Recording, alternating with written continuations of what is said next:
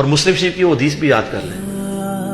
نبی علیہ السلام نے فرمایا جس کے دل میں رائی کے دانے کے برابر بھی تکبر ہوا جنت میں نہیں جائے گا. صحابہ پریشان ہو گئے. عرض کہ یا رسول اللہ بعض اوقات ہماری خواہش ہوتی ہے کہ ہمارے کپڑے اچھے ہوں, ہماری جوتیاں اچھی ہوں, بن ٹھن کے رہنا ٹشن ٹیٹ. تو آپ نے فرمایا یہ تکبر نہیں ہے, اللہ بھی خوبصورت ہے اور خوبصورتی کو پسند فرماتا ہے. تکبر یہ ہے کہ تم حق بات سے اناد کرو. مجھے پتا چل گیا کہ بخاری مسلم میں نماز کا طریقہ رفع الیدین سے لکھا ہوا ہے, اب میں اکڑ میں آ جاؤں میں حق سے اناد کر رہا ہوں. مجھے پتا چل گیا قرآن میں ایاک نعبد و ایاک نستعین لکھا ہے, پھر بھی میں بابوں کو پکار رہا ہوں مدد کے لیے, میں متکبر ہوں. حق بات سے اناد کرو, یہ ہے تکبر. اور دوسروں کو حقیر جانو. آپ مہنگے کپڑے ضرور پہنے لیکن کسی کم درجے کے کپڑے پہننے والوں سے نفرت نہ کریں. اسی لیے دیکھیں آپ کو اسلام نے کتنا پابند کیا ہے.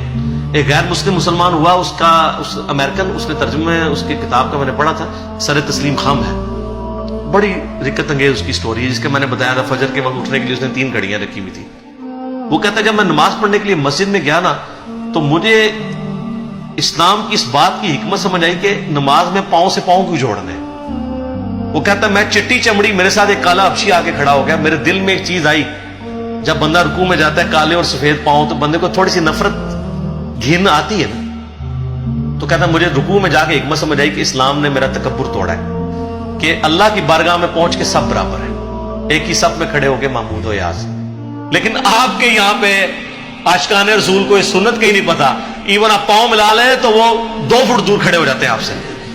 صحیح بخاری میں 725 نمبر حدیث ہے, یلزقو کے الفاظ ہیں کہ نبی علیہ السلام جب صف سیدھی کراتے ہیں ہمارا پاؤں سے جڑ جاتا ہے. لیکن وہ اہل حدیث والا بھی نہ جوڑے, وہ اتنی زور سے جوڑتے ہیں کہ پاؤں میں درد نکل آتی ہے. جسٹ جوڑنا ہے بس, آپ کا ایک پاؤں سے پاؤں مل جائے کہ بیچ میں شیطان داخل نہ ہو, جو بخاری میں آتا ہے. تو سنتوں کی کتنی حکمتیں, ان سے محبت کریں. تو اللہ خوبصورت ہے اور خوبصورتی کو پسند کرتا ہے.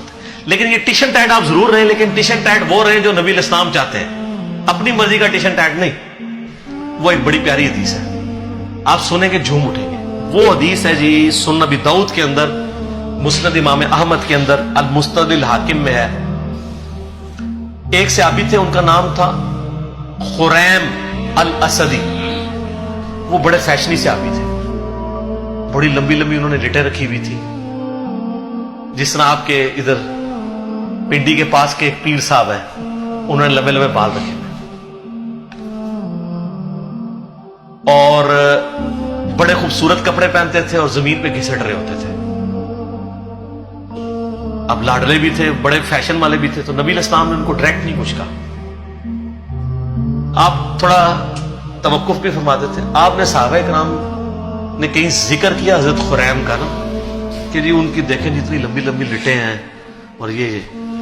تو ابو داؤد کے الفاظ ہیں مسند احمد کے المستدرک الحاکم میں, نبی علیہ السلام اور میں خریم تو بڑا اچھا آدمی ہے, بس ایک اپنے بال چھوٹے کروا لے اور اپنی تہمت کو ٹخنوں سے اوپر کر لے اور آدھی پنڈلیوں تک کرے تو کیا ہی بات ہے.